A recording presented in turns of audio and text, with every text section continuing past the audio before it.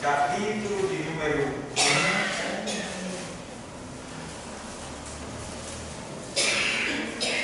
Gênesis 1.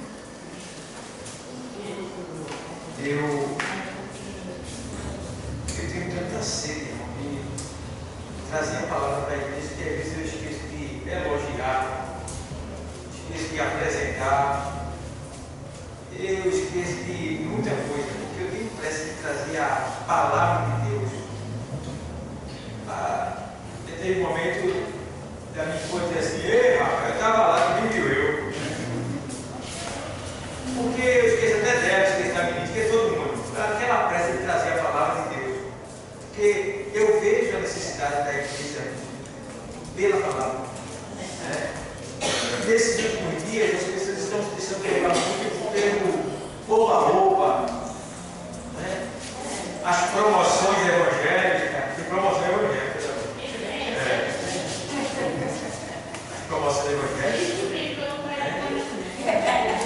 Os pão doce, né? Porque Jesus é um pão. Eu nunca me dizer que ele é um pão doce. Tem os pão doce, que o evangelho barato, o evangelho gostoso, sabe? Que você vem, não tem correção, é só alegria, é só vitória. E aí a gente está sendo enganado, né? Então a gente precisa realmente se aplicar mais à palavra, receber mais a palavra, porque é a palavra que vai nos dar a vitória tão esperada, tão necessária. Eu quero ler aqui Gênesis 1 e 3, diz assim o texto: e disse Deus, haja luz. Ó, e disse Deus, haja luz. E houve luz. Veja, no princípio criou Deus os céus e a terra terra era sem forma e vazia, e havia trevas sobre a face do abismo. O Espírito de Deus se movia sobre a face das águas. Observa bem uma coisa.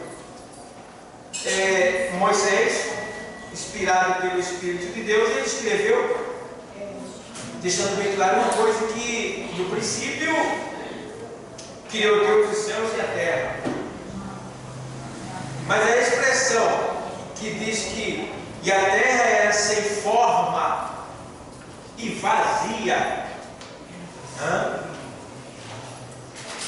não está bem ligada ao original do princípio verdadeiro. Como assim, pastor? Porque Deus não cria nada vazio e não cria nada sem forma. Quando Deus cria, é para algum propósito, é para algum objetivo. Então, há estudos bíblicos que deixam bem claro que quando Moisés fala esse princípio aqui, ele não está falando do primeiro princípio, mas de um princípio depois da queda de Satanás, quando ele foi lançado para baixo. Então houve uma destruição em todo o universo. Houve uma extinção, houve uma esterilização do universo. E aí, o que é que Deus faz? A gente não vai partir para o princípio da teologia da evolução, né? Mas partir para o princípio de que Deus, Ele não quer nada destruído, Ele não quer nada vazio, Ele não quer nada na escuridão. Entendendo aqui o texto. E quando Ele decidiu o princípio que criou Deus os céus e a terra era sem forma vazia, era segundo a capacidade de Moisés, que ele estava ali sendo usado para escrever. E agora ele vê aqui que ele diz assim: olha, e a terra era sem forma e vazia, e havia trevas sobre a face do abismo, e o Espírito de Deus se movia sobre a face das águas. Veja bem, o Espírito de Deus está se movendo. Eu nunca vi dizer que o Espírito de Deus se move sobre o nada. O Espírito de Deus é Ele que cria, é Ele que dá vida, É Ele que faz acontecer depois que a palavra é ministrada. Então, quando isso aqui acontece, observa bem o texto. Quando isso aqui acontece, esse princípio aqui, o verbo que João fala lá no Evangelho, que ele diz assim, olha, no princípio era o verbo, e o verbo estava com Deus, e o verbo era Deus. Mas se a terra, no princípio criou Deus os céus e a terra, se a terra já estava formada quando começou esse princípio aqui, então o verbo já tinha sido usado por Deus. Deus já tinha verbalizado. Quer dizer que Jesus já estava ativo e o Espírito Santo também. Então a gente já vê que tinha havido antes já a criação. Mas em virtude da queda de Satanás, Jesus fala isso no Evangelho. Quando o discípulo volta alegre por ter expulsado Satanás, ele diz, olha, eu vi a Satanás caindo como um raio. Entendeu? Então, há estudos bíblicos que deixam bem claro que quando ele caiu aqui, aconteceu uma grande explosão e matou tudo que já tinha de animal. É por isso que a ciência diz que existia dinossauro e eles foram extintos, tá? Então foi nesse tempo que a terra foi esterilizada. Então agora Deus vai fazer o quê? Deus vai começar o projeto dele novamente, porque Deus existe, Deus é Deus. E não pense o diabo que vai destruir, vai ficar por si mesmo, por isso mesmo. Porque quando o diabo vem e destrói uma vida, a Bíblia diz o quê? Na Bíblia diz em João 13,8, que o Filho de Deus se manifestou para desfazer as obras do... E qual é a obra do diabo? É destruir. É destruir. É acabar com a imagem de Deus que é o homem, com a criação de Deus. E aí Deus vai e manifesta o seu Filho para desfazer aquilo que ele destrói. E aí a gente vê aqui que o Senhor diz depois, estava tudo na escuridão, a terra sem forma, vazia, ele diz, e disse Deus, haja luz. A primeira coisa que Deus quer que aconteça na nossa vida é o surgimento da luz. Por quê?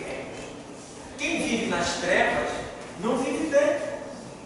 Quando eu digo treva, eu estou falando treva no sentido de pecado. Porque treva, biblicamente falando, é sinônimo de pecado. Então, Deus quer dizer que a luz é necessária para que a vida possa acontecer, para que a vida possa se manifestar, para que a vida possa, de certa forma, fluir. E aí ele diz, e disse Deus, haja luz. E aí, quem é essa luz aqui que Deus está dizendo? Haja luz. Muitos não entendem. Mas quando ele diz haja luz, o Senhor está verbalizando, mas ao mesmo tempo ele entende que se a primeira coisa que ele diz é haja luz, é como se Deus estivesse dizendo assim, olha, Jesus, meu filho, age. Por quê? Jesus diz lá em João, no Evangelho 8:12, eu sou o quê? A luz do mundo. Entende? Eu sou a luz do mundo. Então, quando ele diz aqui, haja luz, a gente vê que é necessário que haja luz na nossa vida. Porque sem luz não se enxerga, não se vê, não se chega a lugar algum. É necessário a luz. O salmista diz no Salmo 119, verso 103, ou é 105, salvo engano, 103, ele diz que lâmpada para os meus pés é a tua palavra e luz para o meu caminho.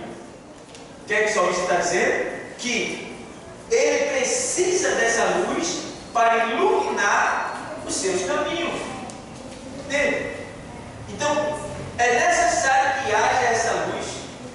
E com luz, claro, a gente vai ter mais longitude, vai ter visão, vai ter segurança, vai ter firmeza, porque você sabe que quando a gente está no escuro, ninguém sabe onde é que está pisando, a gente tem medo de cair, a gente não avança, a gente não sai do lugar. Então é necessário que a luz surja na nossa vida, e essa luz se chama Jesus. Aleluia.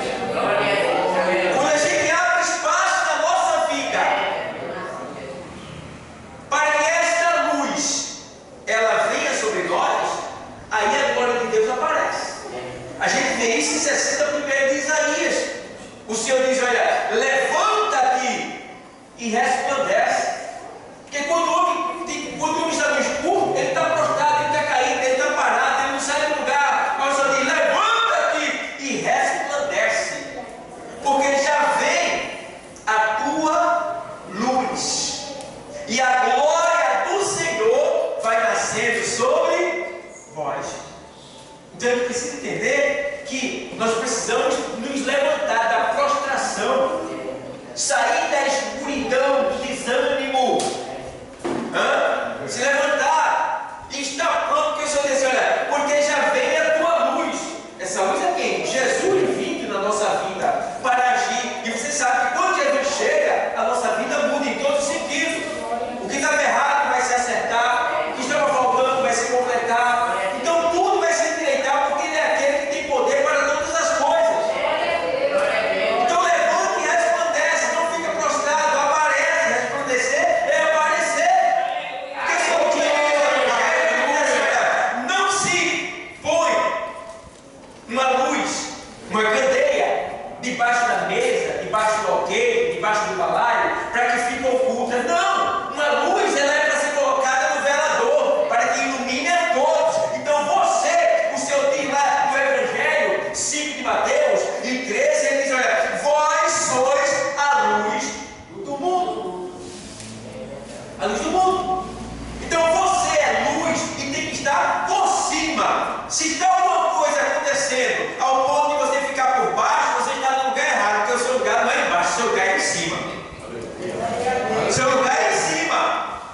E tem mais, o seu lugar é em cima e é para ser destaque.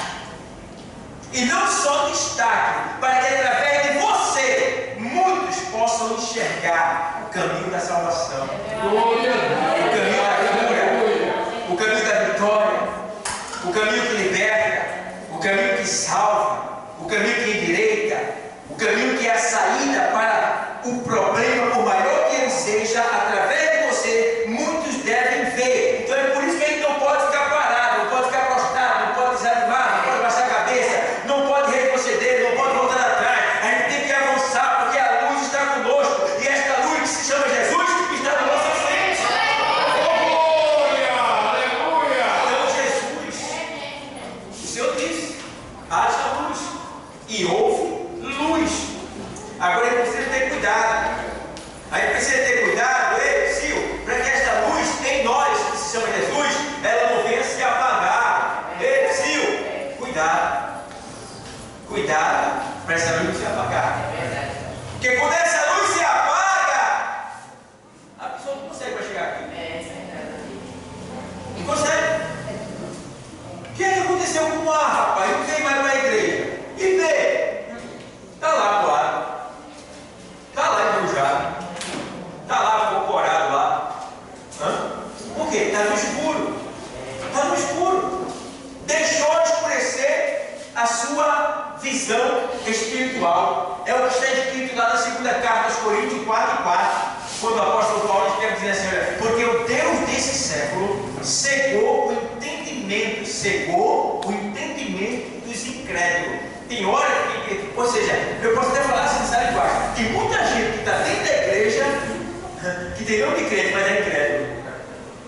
É incrédulo. E por ser incrédulo, porque incredulidade é quando eu ouço e não faço conforme aquilo que eu ouvi. Eu estou sendo incrédulo, ou seja, eu não estou crendo que aquela palavra que veio foi para mim. Eu não estou crendo que aquilo que ele estava tendo que fazer, sou eu que tenho que fazer. Então eu me torno incrédulo estando diante da luz que é a palavra de Deus. E aí João, ele também escreve isso daí. Lá na primeira epístola de João 1:7, ele diz, olha, se andarmos na luz, como ele na luz está, temos comunhão uns com os outros, e o sangue de Jesus Cristo, seu Filho, nos purifica de todo pecado. Então, quem está na luz tem comunhão um com os outros. O que é comunhão? Amizade, parceria, unidade, companheirismo, acordo, é dar as mãos, é estar junto com o mesmo pensamento, respeito às coisas de Deus. Quem está andando na luz? Quem está andando na luz? Não vai, irmão, de maneira nenhuma se levantar contra a sua dirigente, contra o seu pastor, contra o seu ministério, contra o seu companheiro que está do lado. Quem está na luz, irmão, age diferente, porque a luz ela clareia. E quem está na luz entende que se pecar contra seu irmão, vai para o inferno. Tu está entendendo? Quem está na luz entende que tem que ser um dizimista fiel. Quem está na luz entende que tem que ler a palavra. Quem está na luz entende que tem que orar, que tem que se consagrar. Quem está na luz entende que não pode vacilar para que essa luz não venha se apagar. Porque, irmão, está escrito aqui, ó, lá no Provérbio 4,18. Provérbio 4,18. Provérbio 4,18. O texto sagrado é muito lindo esse texto, eu gosto dele, porque diz assim, ó: mas a vereda dos justos é como a luz da aurora, que vai brilhando mais e mais até ser dia perfeito. Entende bem? O que é a luz da aurora? Hoje eu me levantei de mais ou menos 4 horas. Quando eu olhei, o céu estava todo rubro. Já estava começando a amanhecer, aí fica aquele vermelhão assim aparecendo, né? Aquilo chama-se aurora. Então aquela aurora ali, ela vai aumentando. Ela vai dissipando as trevas. Dissipando as trevas até o ponto de repente, o dia aparece assim rápido. Tão rápido, em todo lugar que ele está, ele aparece, clareia, coisa linda, o dia amanheceu. Então, a luz do justo, né? Ou seja, a nossa fé, Jesus em nós, a nossa luz, é como a luz da aurora, que vai brilhando mais e mais e mais. Quer dizer isso aí, que a nossa fé tem que aumentar, aumentar, aumentar e aumentar. As nossas obras têm que ser mais e mais e mais e mais. Tudo que a gente faz para Deus tem que ser mais, mais e mais, até que seja dia perfeito. Que dia perfeito é esse? É o dia que nós estaremos com o Senhor na eternidade. Agora, para isso é necessário que a gente seja sempre mais. Mais no evangelismo, mais na oração, mais no jejum, mais na obediência, mais na igreja, mais no louvor, mais na obediência, e mais. Aí sim, vai chegar uma hora que vai clarear de modo geral, e quando você menos esperar, você está nos dias perfeitos de Deus, que é a eternidade. Então, veja bem, a luz do justo é como a luz da aurora, que vai brilhando, brilhando, brilhando, até que seja dia perfeito.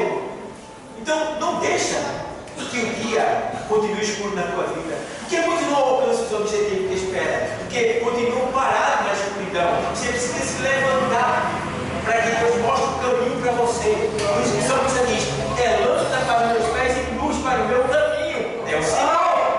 Então, o segredo de avançar e alcançar os objetivos está em Cristo, que é a nossa luz, que nos fornece a luz dele. Entendeu?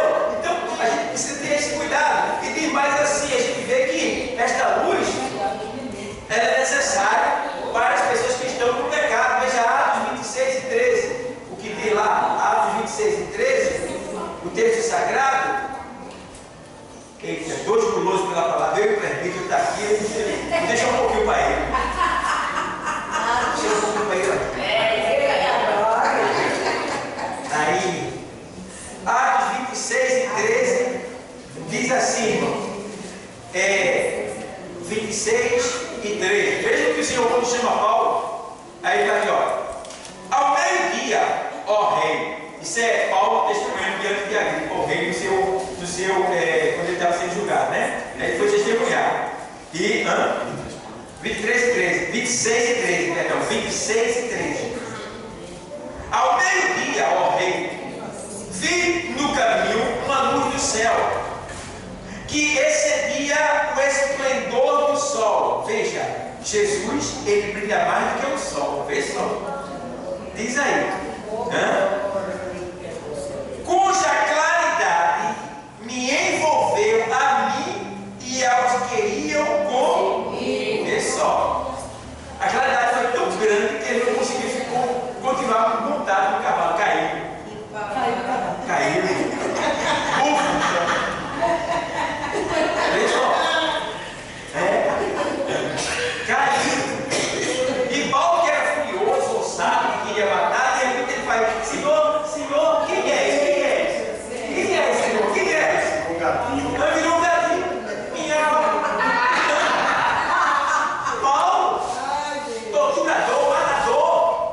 verdade não era Paulo, era Saulo, né?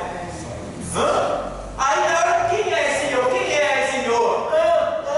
Aí o Senhor, sou eu, Saulo. A quem tu persegues? Jesus. Jesus. Olha, que choque naquele homem. Que choque. Aqui ele estava perseguindo, olha, derrubou ele só com o resplendor, só com a luz.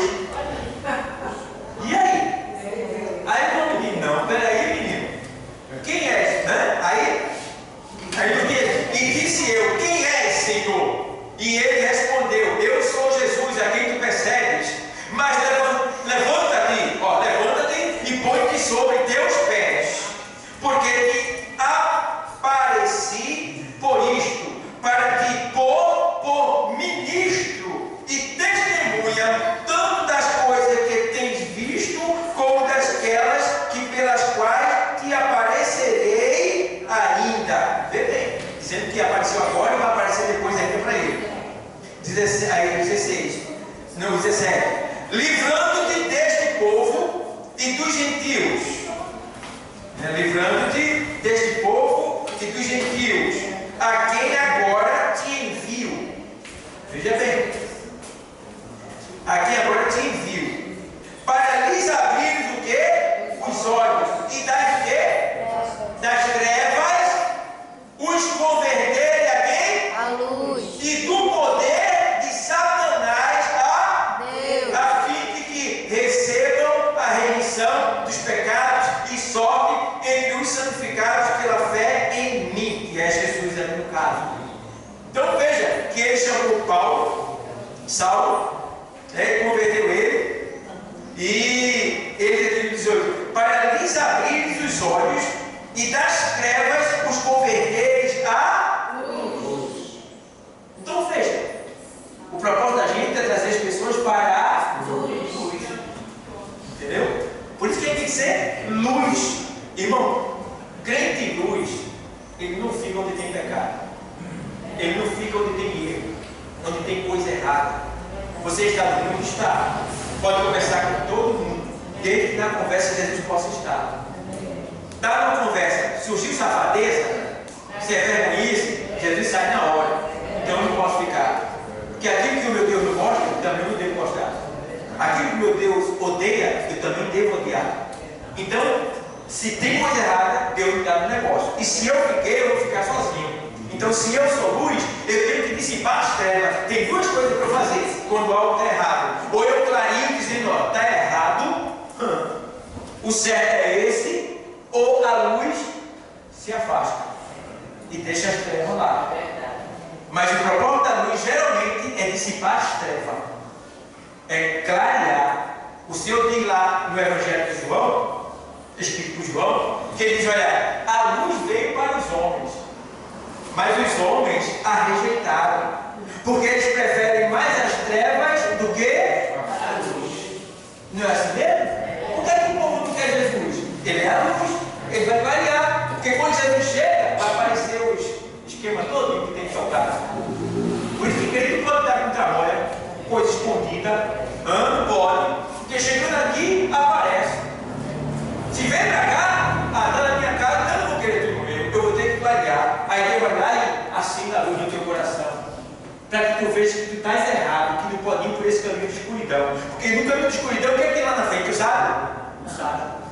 Então, no primeiro buraco, tu vai cair. Deus não quer que caia no primeiro buraco. Deus quer que você seja iluminado para não cair nas ciladas do diabo. Porque a Bíblia diz lá em Efésios 6 e 10, no 11 ele diz assim: olha, no demais, aí no 11 ele diz assim: olha, no demais, irmão meu, revesti-vos de toda a armadura de Deus, para que possais estar firme contra as astutas ciladas do diabo. Aí no 12 ele diz: veja bem, para que possais resistir contra as astutas ciladas do diabo. Sabe o que é cilada? Cilada é armadilha, que você nem sabe. Você já viu quando é que os inimigos estão lutando dentro da mata? Os exércitos estão lutando? Então eles fazem cada armadilha, irmão, que eles cavam o buraco, dentro do buraco eles colocam estacas ponto aguda, bem afiadas assim no pé. aí por cima ele passa um tapete de mato, assim, umas palhas, aí cobre com folha seca, coloca galhos, que nem parece que ela foi mexida. Nem parece. Você olha, está tudo ok. Aí já vem atrás dele, quando o cara chega, o cara cai no buraco, quando cai, se enfia lá, morre lá mesmo. Cilada. Então essa cilada já tem preparada para muitos que acham que o terreno está seguro e continuam andando por aquele caminho. Quando vê, cai dentro do buraco. Então temos que ter cuidado. Então ele diz: não tem mais irmão meu, revestir de toda a armadura de Deus, né, para que possais suportar no dia maus. Aí para que possais suportar, para que possais saber. Tá, aos Efésios 6 e 11. Aos Efésios, ele diz no 6 e vai explicar melhor. Deu um problema na placa da minha memória aqui. Eu vou ver aqui. Aí no 11 ele fala assim: revestivos de toda a armadura de Deus. 6 e 11. Revestivos de toda a armadura de Deus, para que possais estar firmes contra as astutas ciladas do diabo. Então, o segredo está aí. Revestido de toda o que? A armadura de Deus.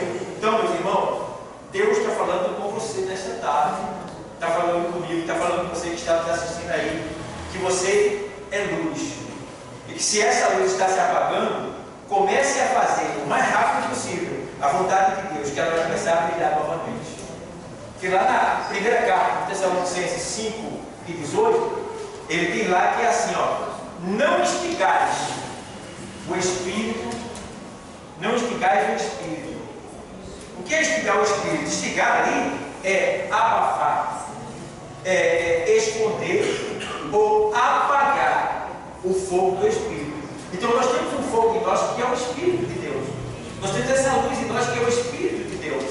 Então, se a gente não fizer o que o Espírito está mandando, a gente começa a abafar ele dentro de nós, calar a boca dele. E quando ele cala a boca dele, esse fogo, essa luz, ela vai minguando, até o ponto do crente que fica uma treva. Ele reclama de tudo, ele não faz jejum, ele não ora, ele resmunga, ele não dá o dízimo, ele faz essa ceia, deixa de ir para a igreja, fala da dirigente, fala do pastor, olha, muito sai falando, e é uma praga da igreja. Em vez de ele atrapalha, é uma coisa ruim, bicho do pastor fica dentro da igreja. Então, a gente precisa vigiar, irmão. Precisamos vigiar para não virar essas coisas. O que são as coisas, né? São as coisas. Que é isso dentro da palavra. Não se consegue, mas você está mais aonde? Está lá em Hebreus 6, na sequência do 4, 10, na sequência, diz que se a pessoa diante da luz não é iluminada, aonde é que ela vai ser iluminada? Em campo nenhum mais. Vai viver nas trevas.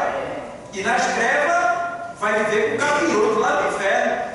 Tanto na igreja, mas vai descer naquele dia. Então, hoje é dia desta luz que há em nós brilhar mais. Amém, igreja?